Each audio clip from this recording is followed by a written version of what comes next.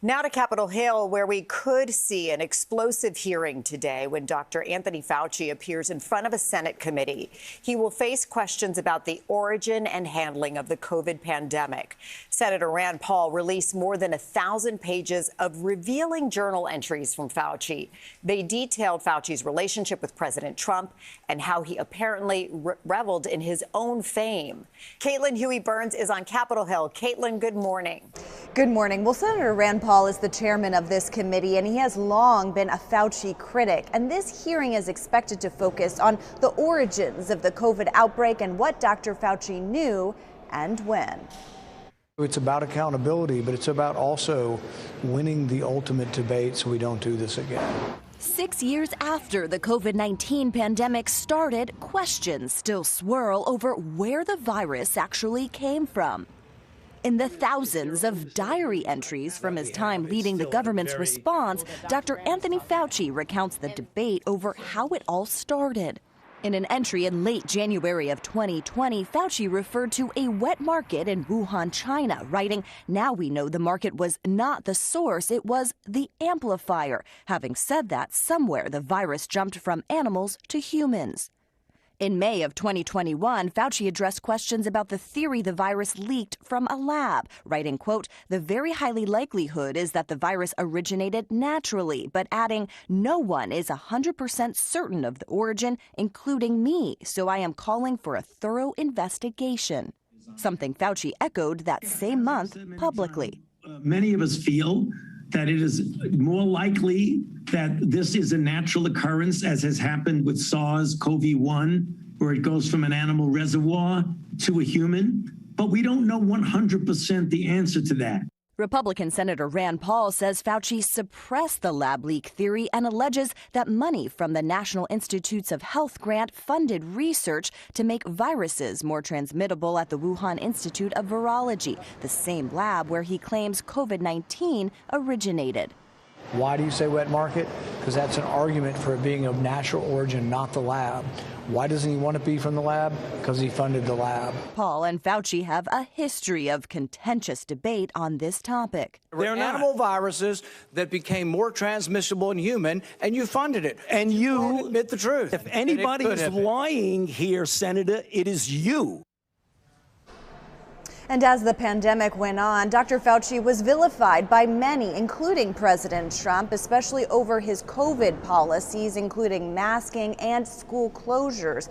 Now, President Biden issued a blanket pardon for Dr. Fauci with the concern that he could be prosecuted by the Trump administration. Back to you. All right, Caitlin, thank you very much. Joining us now is Dr. Celine Gounder, a CBS News medical correspondent and editor-at-large for public health at KFF Health News. She was also a member of the Biden-Harris Transition COVID Advisory Board. Dr. Gounder, good morning. Good morning. So Senator Rand has long accused Dr. Fauci of covering up the origins of COVID-19. The senator has claimed on national television that the National Institute of Health funded a lab in China where they were conducting what is called gain-of-function research. What is that exactly? So gain-of-function research, we can use COVID actually as an example here. When we have new vaccines every year, we're trying to figure out, is COVID itself becoming more infectious, more virulent, and how do you have a vaccine that addresses that? And so gain-of-function research is you're actually trying to anticipate what's going to happen naturally. You're anticipating in the lab, and you're developing vaccines and antivirals and other countermeasures for what we anticipate may happen. So this is a very important tool in terms of keeping ahead of things.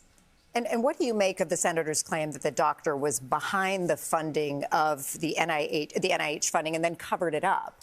Well, Dr. Fauci was the head of the National Institutes for Allergies and Infectious Diseases for about 40 years. Over that time, funded many, many different grants. We're talking about $600,000 between 2014 and 2019, so about $100,000 a year we're talking about here. That's what, a couple people you might have been able to fund with that? Does every CEO, does the CEO of this company know about 3 people paid $50,000 a year? Right. Now, Fauci faced a lot of criticism when it came to his guidance for shutting down schools. Remind us what his role was when it came to those decisions, and then what are we learning from his diary entries? Yeah, so in terms of shutting down the schools, look, Fauci was the most recognizable face of the COVID pandemic in terms of expertise and providing guidance. And he was turned to by a lot of public officials, Governor Cuomo, for example, Mayor de Blasio here in New York City. In his diaries, he documents those conversations and them asking him, should we close the schools? He said yes. He had no legal authority, to be clear. Those decisions were made by governors. And where does the authority to close a school sit? It's actually at the state and local level. So that was school boards, governors, teachers' unions, where they had strong teachers' unions. They were the ones making the decisions. So in Natalie's introduction, she mentioned that the diary entries sometimes indicate that Dr. Fauci's reveling in his fame. There is an awareness in reading the public diaries that he is very aware of his own public profile. So one of the risks, as you know, of celebrity in politics is people start making decisions with an eye towards the camera. Does that happen in medicine when a public health leader is being lauded on cameras almost on a daily basis? Does that influence the way perhaps a public health official or a doctor makes decisions and recommendations? So I want to say I've actually read all of the pages of the diary. Okay. So there's 2 releases, 1,100 and then some almost 500. Right. Most of his comments are actually about the pressure it was creating and the harassment and death threats and what that led to in terms of security. So that's actually most of his comments about the fame. Who here has not taken a selfie with a celebrity who's been here in the studio? Right. And I'm going to say it's basically everybody. Right? Yeah. It's human nature. It's human to want to lean into the limelight. It's human nature. And he had it. He had it, but if you look at the preponderance of his comments, most of them are actually concerns about this is making me really uncomfortable, I'm uneasy, this is leading to these security issues. It's, you know, the occasional comment about Barbara Streisand is not the headline here. It's just real quick, Dr. Gounder. I mean, we've seen this debate rage on for over 6 years now. I mean, it's become somewhat political theater here. Yeah. What is the impact that this has on our public health system? Oh, public health is devastated. And the massive budget cuts, we have multiple outbreaks right now, cyclospora, et cetera. This is very much a reflection of that, and it's just the beginning.